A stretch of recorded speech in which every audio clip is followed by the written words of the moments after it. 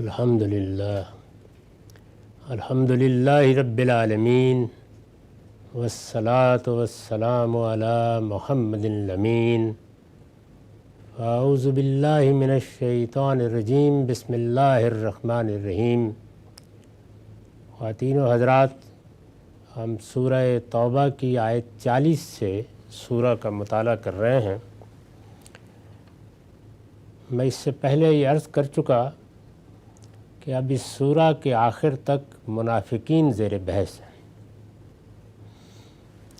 اور یہ وہ موقع ہے جب رسول اللہ صلی اللہ علیہ وسلم تبوک کی تیاری کر رہے ہیں۔ حدیبیہ کا موقع تھا تو وہاں کوئی معرکہ پیش نہیں آیا۔ فتح مکہ میں بھی اللہ تعالیٰ نے ایسے اسباب پیدا کیے کہ کوئی جنگ نہیں کرنی پڑی۔ بعد میں کچھ معرکے ہوئے، جیسے حنین کا معرکہ ہے۔ تاہم اس سب کے باوجود مسلمانوں کی جماعت میں وہ لوگ نمایاں نہیں ہو سکے جن کو قرآن یہاں زیر بحث لا رہا ہے۔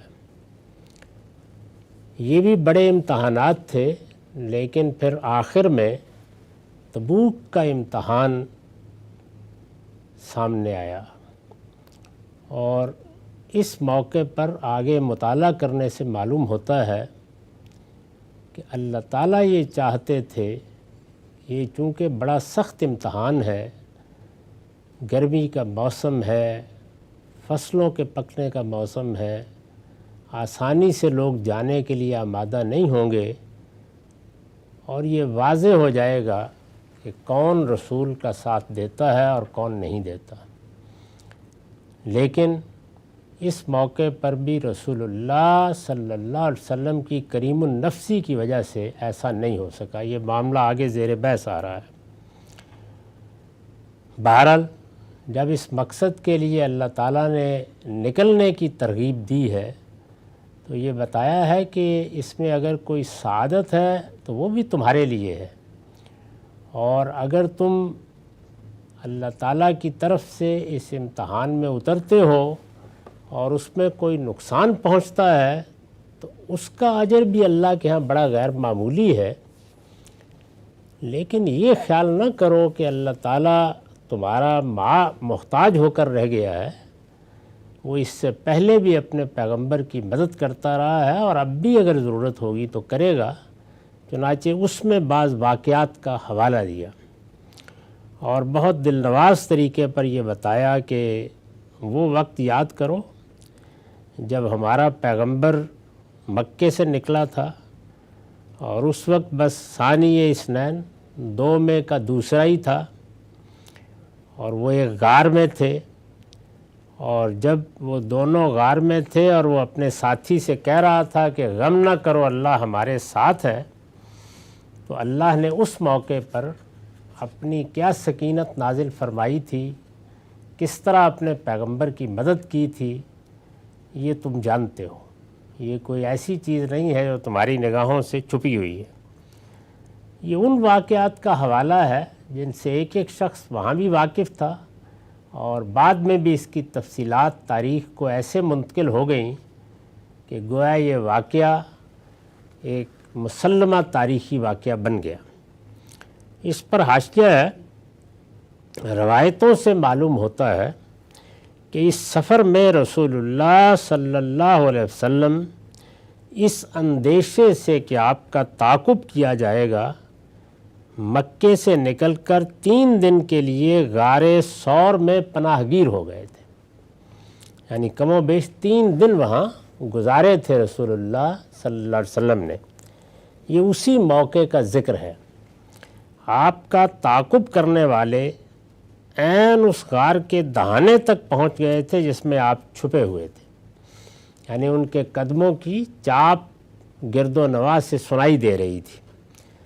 سیدنا ابو بکر کو سخت خوف لاحق ہوا کہ کہیں کوئی شخص آگے بڑھ کر غار میں جھانک نہ لے، لیکن آپ کے اطمینان میں، یعنی رسول اللہ صلی اللہ علیہ وسلم کے اطمینان میں کوئی فرق نہیں آیا، اور اپنے ساتھی کی تسلی کے لیے آپ کی زبان مبارک سے وہ بے مثل الفاظ نکلے جو قرآن نے یہاں نقل کیے ہیں۔ یعنی وہ کیا الفاظ تھے؟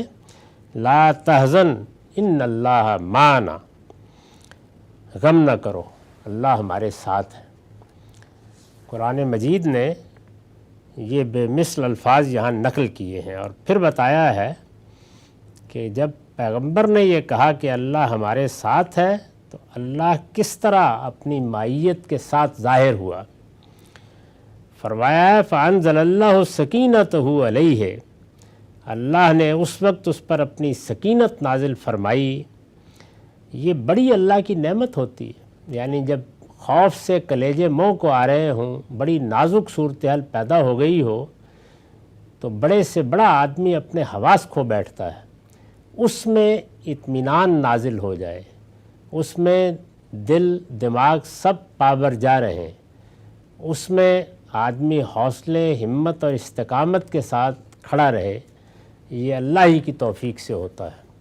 تو اس کو سکینت سے تعبیر فرمایا ہے کہ اللہ نے اپنی سکینت نازل فرمائی، اور وَأَيَّدَهُ بِجُنُودٍ لَّمْ تَرَوْهَا، اور ایسے لشکروں سے اس کی مدد کی جو تم کو نظر نہیں آئے، یعنی تم نہیں دیکھ رہے تھے لیکن اللہ کے فرشتے وہاں موجود تھے، وہ حفاظت بھی کر رہے تھے، اور مختلف مراحل پر جو کچھ حالات پیش آتے ان کا مقابلہ بھی کر رہے تھے۔ وَأَيَّدَهُ بِجُنُودٍ لَّمْ تَرَوْهَا، اور ایسے لشکروں سے اس کی مدد کی جن کو تم نہیں دیکھ رہے تھے۔ وَجَعَلَ كَلِمَةَ الَّذِينَ كَفَرُوا السُّفْلَىٰ، اور منکروں کی بات اس نے نیچی کر دی، یعنی ان کا تو ارادہ یہ تھا کہ رسول اللہ صلی اللہ علیہ وسلم کو اس موقع پر دنیا ہی سے رخصت کر دیا جائے۔ وہ یہ خیال کر رہے تھے کہ یہ ہمارے علاقے میں، ہماری قوم میں، ہمارے قبیلوں میں ایک فتنہ پیدا ہو گیا ہے، اس کا کلا کما کر دیا جائے، اور اس کی صورت یہی ہے کہ پیغمبر کو زندگی ہی سے فارغ کر دیں۔ لیکن اللہ تعالیٰ نے ان کی بات نیچی کر دی۔ اللہ کا پیغمبر شاہت الوجوہ کہتے ہوئے وہاں سے نکلا، چند کنکر ہاتھ میں پکڑے، اور رات کی تاریکی میں ایسی صورت پیدا ہوئی کہ وہ لوگ جو قطاریں باندھ کر دائیں بائیں چھپے ہوئے تھے کہ وہ اچانک حملہ آور ہوں گے، ان میں سے کوئی دیکھ بھی نہیں سکا، اور پھر غار ثور میں بھی اللہ تعالیٰ نے مدد فرمائی، وہ قریب تک پہنچ گئے، لیکن ان کو کوئی تردد لاحق ہوا اور اس کے نتیجے میں پیچھے ہٹ گئے۔ تو اللہ ہی نے مدد کی، اسی کی توفیق شامل حال ہوئی۔ پھر سراقہ نے تعاقب کیا، تو جس طرح کے بیان کیا جاتا ہے کہ اس کے گھوڑے کے پاؤں بھی زمین میں دھس گئے، اور رسول اللہ نے نہ صرف یہ کہ اس کو بشارت دی بلکہ اطمینان کے ساتھ اپنا سفر بھی جاری رکھا۔ تو یہ سب چیزیں جو ہیں یہ ہماری تاریخ کے بڑے غیر معمولی واقعات ہیں، نبی صلی اللہ علیہ وسلم کی سیرت کے واقعات ہیں، یہ سب پیش آئے۔ قرآن مجید نے یہ ان کی طرف اجمالی اشارہ کیا، اور یہی قرآن کا انداز ہے، یعنی ایسے لشکر ہوئے، ایسے لشکر گرد و پیش پہ موجود رہے کہ جن کو تم نہیں دیکھ رہے تھے، اور اس کا نتیجہ یہ نکلا کہ منکرین کی بات نیچی ہو کر رہی اور خدا کی بات اونچی رہی۔ وَكَلِمَةُ اللَّهِ هِيَ الْعُلْيَا وَاللَّهُ عَزِيزٌ حَكِيمٌ، اللہ زبردست ہے، وہ بڑی حکمت والا ہے۔ یہ بالاجمال ان سب تائیدات الہی کا حوالہ ہے جو اس وقت تک ظاہر ہو چکی تھی، یعنی اس وقت تک جو بڑے بڑے واقعات پیش آئے تھے جن میں اللہ نے مدد کی تھی، اللہ کی نصرت شامل حال رہی تھی، پیغمبر اور پیغمبر کے ساتھیوں پر اللہ کا سایہ رہا، یہ ان کا حوالہ دے کے بتایا ہے کہ اس وقت اللہ نے جو اسکیم اختیار کی ہے تم اس کو سمجھنے کی کوشش کرو۔ یہ اتنا آسان معاملہ نہیں ہے، تمہیں ایک بڑی سعادت حاصل ہو سکتی ہے اس کے نتیجے میں، اور اگر انحراف کرو گے تو اپنے آپ کو بڑے خطرے میں ڈال رہے ہو۔ لہٰذا یہ سمجھ لو کہ یہ اللہ تعالیٰ تمہاری تلواروں کا اور تمہاری تائید کا اور تمہاری معیت کی احتیاج نہیں رکھتا، یہ تو در حقیقت تمہارے لیے ہے جو کچھ بھی ہے۔ اب فرمایا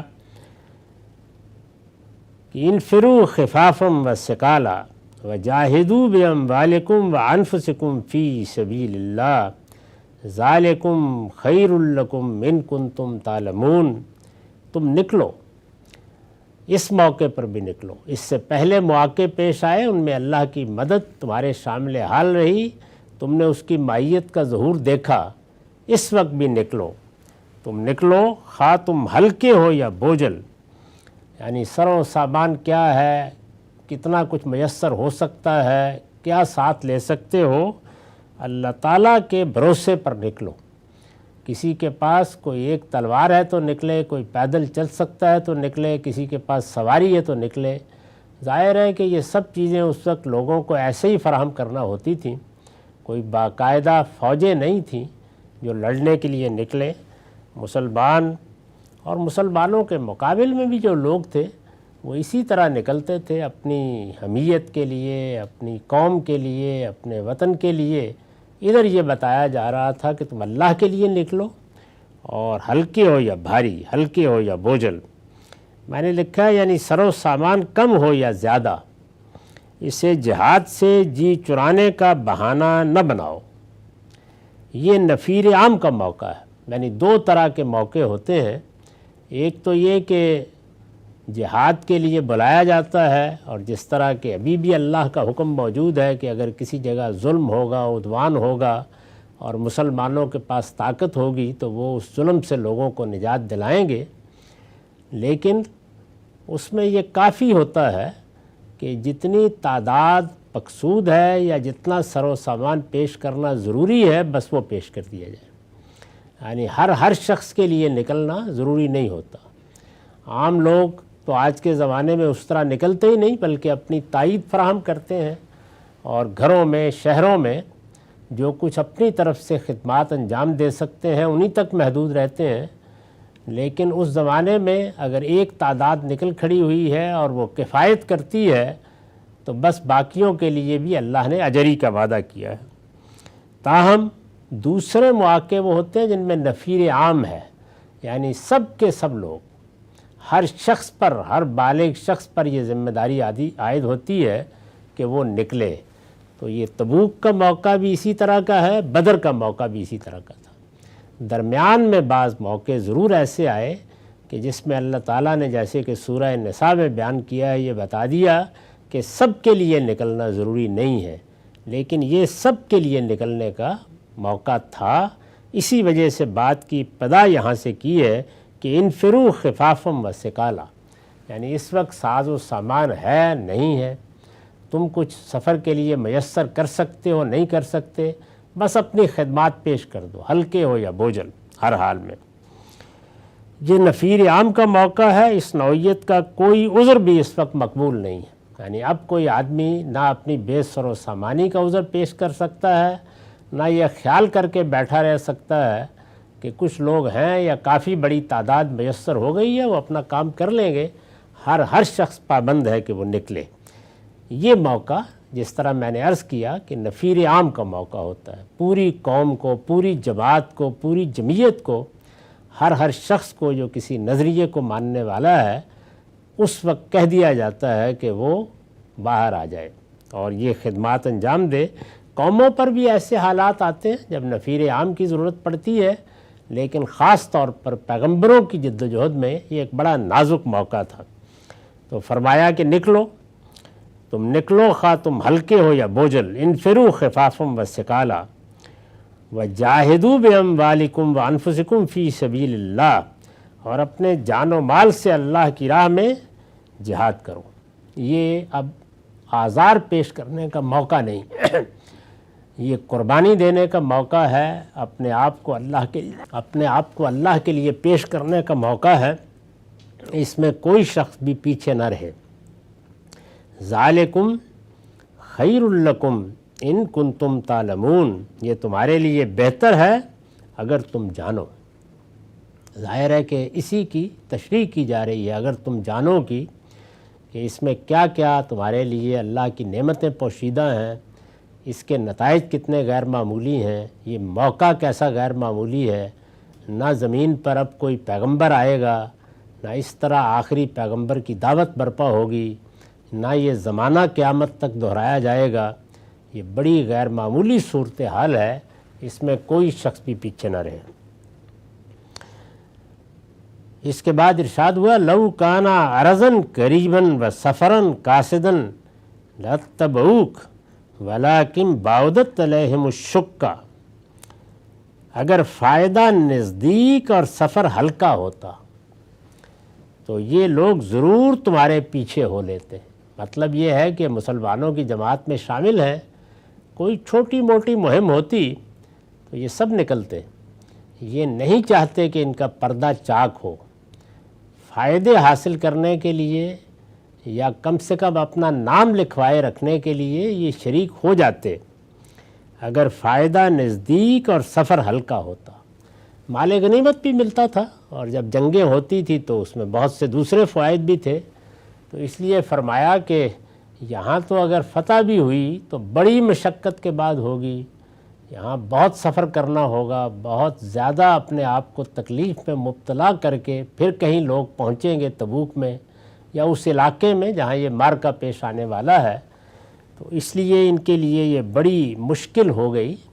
ورنہ اگر نزدیک کی کوئی بات ہوتی، فائدے بھی نظر آ رہے ہوتے، چھوٹی کوئی مہم ہوتی تو ضرور نکلتے، ضرور تمہارے پیچھے ہو لیتے، مگر یہ منزل ان پر کٹھن ہو گئی۔ یعنی اب بتایا گیا کہ کس طرح ان کے دل اب جان چرانے کے مشورے ان کو دے رہے ہیں، کس طرح سے یہ بہانے تراش رہے ہیں، کیسے پیچھے بیٹھ رہنے کے لیے آزار پیش کرنے کی صحیح کر رہے ہیں۔ اس کی وجہ یہ ہوئی ہے کہ بڑی مشکل پیدا کر دی، اللہ تعالیٰ نے ایسی مہم سامنے رکھی جو ابتلا میں آخری درجے میں پہنچ گئی، مگر یہ منزل ان پر کٹھن ہو گئی۔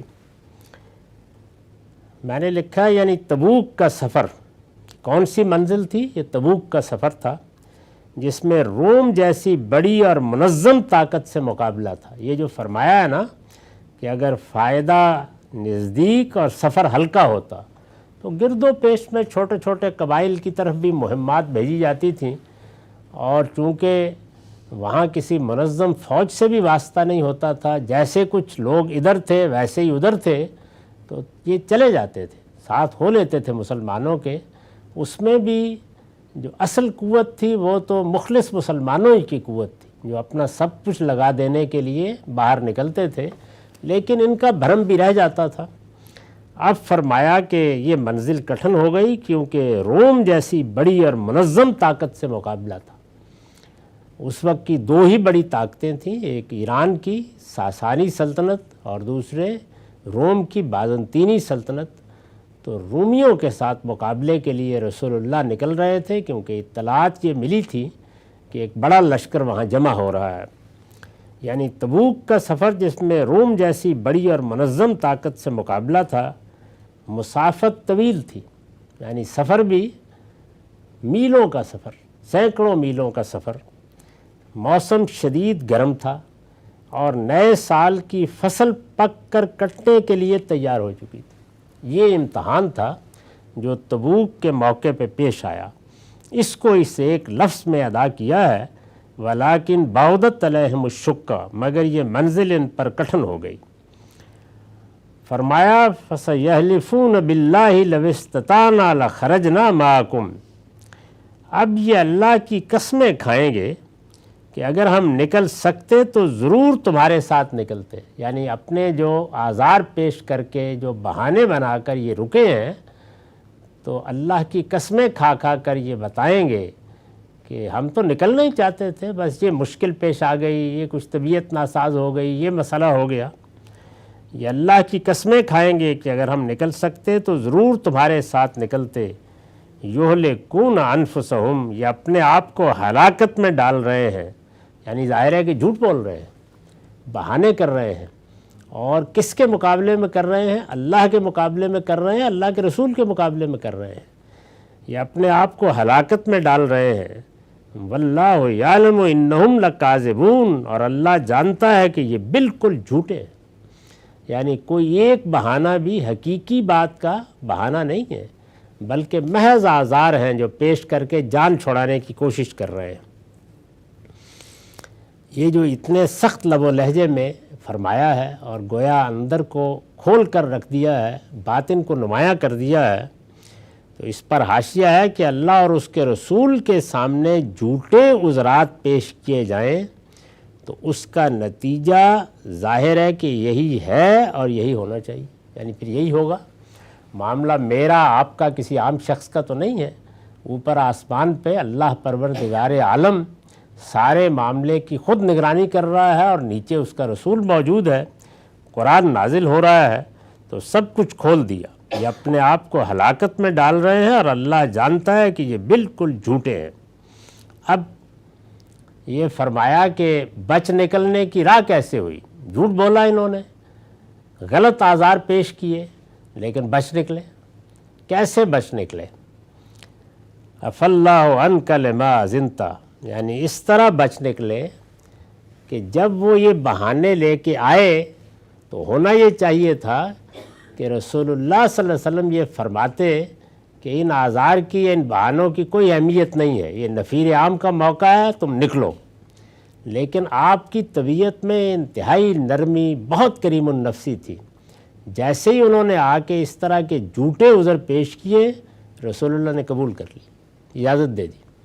تو اللہ تعالیٰ کہتے ہیں کہ عفی اللہ عنک، اللہ تم کو معاف کرے یا پیغمبر، لما اذنت لہم، تم نے اس سفر سے انہیں رخصت کیوں دے دی؟ یعنی یہی تو موقع تھا، یہ ساری کی ساری مہم اسی لیے تھی کہ منافقوں کو بھی الگ کر کے اسی دنیا میں سزا دی جائے۔ یعنی جب مشرکین کے لیے سزا کا اعلان ہو گیا، اہل کتاب کے لیے ہو گیا، تو یہ محض اس لیے بچ گئے کہ انہوں نے جھوٹے ایمان کا اظہار کر دیا۔ ان کو الگ کرنے کے لیے یہ مہم برپا کی گئی تھی، لیکن آپ کے سامنے یہ آئے تو بجائے اس کے کہ آپ سختی برتتے، آپ نے نرمی کے ساتھ ان کے آزار قبول کر لیے اور اطمینان کے ساتھ ان کو موقع دے دیا کہ یہ لوگوں کے سامنے یہ کہیں کہ رسول اللہ نے ہم کو اجازت دی ہے، اب تو جانے کی کوئی وجہ ہی نہیں۔ عفی اللہ عنک لما اذنت لہم، اللہ تم کو معاف کرے یا پیغمبر، تم نے اس سفر سے انہیں رخصت کیوں دے دی؟ حتیٰ یتبین لک الذین صدقوا وتعلم الکاذبین، تمہیں چاہیے تھا کہ ایسا نہ کرتے، یعنی اس موقع کے اوپر یہ اجازت نہیں دینی چاہیے تھی۔ یہ جملہ مقدر کیا ہے اور پھر اس کے اوپر کہا ہے تمہیں چاہیے تھا کہ ایسا نہ کرتے، یہاں تک کہ تم پر کھل جاتا کہ کون سچے ہیں اور جھوٹوں کو بھی تم جان لیتے۔ یعنی اس وقت اس جماعت کی تطہیر پیش نظر تھی، اس کو بالکل پاک کر دینا پیش نظر تھا۔ یہ کیوں اتنا ضروری تھا؟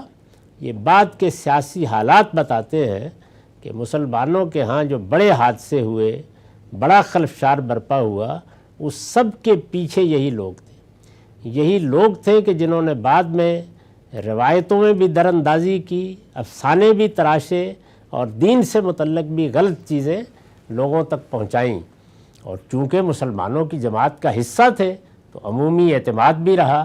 اللہ تعالیٰ چاہتے تھے کہ پیغمبر اور آخری پیغمبر کی جماعت ان کے دنیا سے رخصت ہونے سے پہلے بالکل ان لوگوں سے پاک ہو جائے، لیکن ہوا کیا؟ حضور کی کریم النفسی کی وجہ سے انہیں موقع مل گیا۔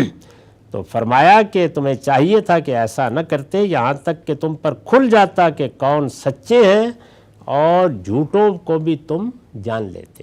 اس پر حاشیہ ہے، تبوک کے موقع پر جہاد کے لیے نفیر عام، یعنی یہ کیوں کیا گیا کہ سب لوگوں کو حکم دے دیا گیا کہ وہ نکلے؟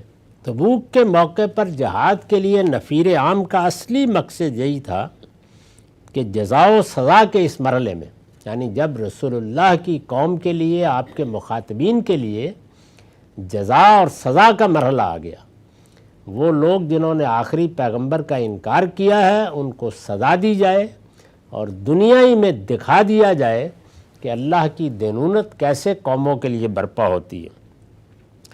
اور دوسری جانب وہ لوگ کہ جنہوں نے ساتھ دیا ہے ان کو ایک بڑی بادشاہی کی صورت میں اسی دنیا میں اس کی جزا دی جائے۔ یہ جزا و سزا کا مرحلہ ہے۔ تبوک کے موقع پر جہاد کے لیے نفیر عام کا اصلی مقصد یہی تھا کہ جزا و سزا کے اس مرحلے میں منافقین کے چہرے سے بھی نقاب الٹ دی جائے۔ اس کے مسالے میں نے ابھی آپ کو بتا دیے کہ وہ کیا کیا چیزیں تھیں جو اگر یہ اسی طرح رہتے مسلمانوں کی جماعت میں تو خود اس جماعت کو پیش آ سکتی تھیں، اور چونکہ اس میں کامیابی نہیں ہو سکی تو پھر یہ پیش آئیں۔ تبوک کے موقع پر جہاد کے لیے نفیر عام کا اصلی مقصد یہی تھا کہ جزا و سزا کے اس مرحلے میں منافقین کے چہرے سے بھی نقاب الٹ دی جائے، مگر رسول اللہ صلی اللہ علیہ وسلم کی کریم النفسی اور چشم پوشی ان کے آڑے آئی، اور آپ نے یہ جاننے کے باوجود، یعنی خود حضور کو بھی اندازہ ہو گیا تھا، اور آپ نے یہ جاننے کے باوجود کہ جو عذرات وہ پیش کر رہے ہیں سب جھوٹے ہیں، انہیں قبول کر لی۔ طبیعت میں نرمی ہو، شفقت ہو، جیسے کہ اللہ تعالیٰ نے دوسرے موقعوں پر بتایا ہے کہ بڑی غیر معمولی، بڑی نرمی، بڑی شفقت، بہت درگزر کا مزاج تھا اللہ کے آخری پیغمبر کا۔ تو پھر یہ ہے کہ آدمی جھوٹ بھی بول رہا ہے تو شفقت، نرمی اور کریم النفسی آڑے آتی ہے، اور یہ نہیں کہا جاتا کہ تم غلط بات کر رہے ہو، یہ عذر جھوٹا ہے، تو یہ آپ نے نہیں کہا، انہیں قبول کر لیا اور رخصت دے دی۔ اللہ تعالیٰ نے یہ نہایت دل نواز اسلوب میں آپ کو اس پر توجہ دلائی ہے، یعنی بظاہر تو ایسے لگتا ہے کہ کچھ توجہ دلائی ہے، لیکن اسلوب بڑا دل نواز ہے، اس لیے کہ اگر اس معاملے میں اللہ تعالیٰ کی اسکیم کے خلاف بھی کچھ ہوا تو بڑے اعلیٰ جذبات اور قیادت کی بڑی غیر معمولی صفات کے نتیجے میں ہوا۔ کریم النفسی، محبت، شفقت، قرآن مجید نے بتایا ہے ایک دوسری جگہ کہ اگر یہ صفات آپ کے اندر نہ ہوتی تو صحابہ کرام ایمان لانے کے باوجود بھی آپ کے گرد اس طرح جمع نہ رہتے۔ تو یہ قیادت کی بڑی صفات میں سے ہے، اس لیے توجہ تو دلائی ہے، لیکن بس توجہ ہی دلائی ہے، اور دل نواز اسلوب میں۔ اللہ تعالیٰ نے یہ نہایت دل نواز اسلوب میں آپ کو اس پر توجہ دلائی ہے۔ استاذ امام لکھتے ہیں، بات کا آغاز ہی عفو کے اعلان سے فرمایا، یعنی یہ جو کہا نا کہ عف اللہ عنک، اللہ تم کو معاف کرے، تو گویا پہلے جملے ہی میں معاف تو کر دیا۔ بات کا آغاز ہی عفو کے اعلان سے فرمایا کہ واضح ہو جائے کہ مقصود سرزنش اور عتاب نہیں، یعنی یہ نہیں ہے کہ کوئی سرزنش کرنا مقصود ہے یا عتاب کا موقع آ گیا ہے، بلکہ توجہ دلا دینا ہے کہ منافقین تمہاری کریم النفسی سے بہت غلط فائدہ اٹھا رہے ہیں۔ تم اپنی چشم پوشی کی وجہ سے ان کے عذرات کو لاتائل سمجھنے کے باوجود ان کو اجازت دے دیتے ہو، جس سے وہ دلیر ہو جاتے ہیں کہ ان کی مکاری کامیاب ہو گئی، حالانکہ اگر تم اجازت نہ دیتے تو یہ موقع تھا کہ ان کا بھانٹا پھوٹ جاتا، ان کے جھوٹوں اور سچوں میں امتیاز ہو جاتا۔ تمہاری اجازت کے بغیر جو گھر میں بیٹھے رہتے ہر شخص پہچان جاتا کہ یہ منافق ہے۔ یعنی ظاہر ہے کہ جب اللہ کے رسول کی طرف سے یہ کہہ دیا جاتا کہ تمہارے یہ عذرات قابل قبول نہیں ہے، جانا ہوگا، اور وہ اس کے باوجود نہ جاتے، اور یہ طے تھا کہ نہ جاتے، مشکل تھا ان کے لیے نکلنا، تو معلوم ہو جاتا کہ منافق ہے، لیکن وہ تمہاری اجازت کو اپنے چہرے کی نقاب بنا لیتے ہیں۔ تو یہ ساری بات ہے جو ان آیات کے پیچھے پوشیدہ ہے، گویا اس طرح توجہ دلائی، اور یہ فرمایا کہ لا یستاذنک الذین یؤمنون باللہ والیوم الآخر ان یجاہدوا باموالہم وانفسہم واللہ علیم بالمتقین۔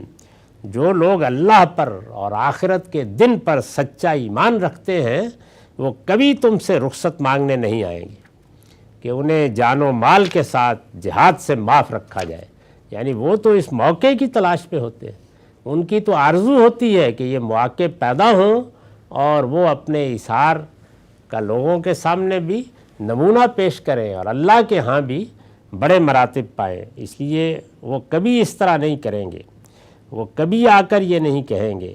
اللہ تعالیٰ نے یہ موقع فراہم کیا تھا، اور اس موقع کے اوپر یہ آزار پیش کر کے منافقین ہی تھے جنہوں نے بچنے کی راہیں نکالیں۔ اہل ایمان، سچے اہل ایمان، اللہ پر اور آخرت کے دن پر ایمان رکھنے والے، وہ کبھی اس کی جسارت نہ کرتے۔ اس طرح گویا یہ بتا دیا گیا کہ اس طرح کے بہانے کر کے اور عذرات پیش کر کے جن لوگوں نے اپنے آپ کو تبوک کے سفر سے پیچھے رکھا، ہر شخص کو جان لینا چاہیے کہ وہ کون لوگ تھے، لیکن بہرحال چونکہ اللہ کے رسول نے پردہ ڈال دیا تو اس وجہ سے اب نمایاں کر کے ان پر کسی سزا کا اطلاق نہیں کیا جا سکتا۔ یہ مضمون مختلف پہلوؤں سے، مختلف انداز سے اس سورہ کے آخر تک اسی طرح جاری رہے گا۔ اب ہمارا وقت ختم ہو گیا۔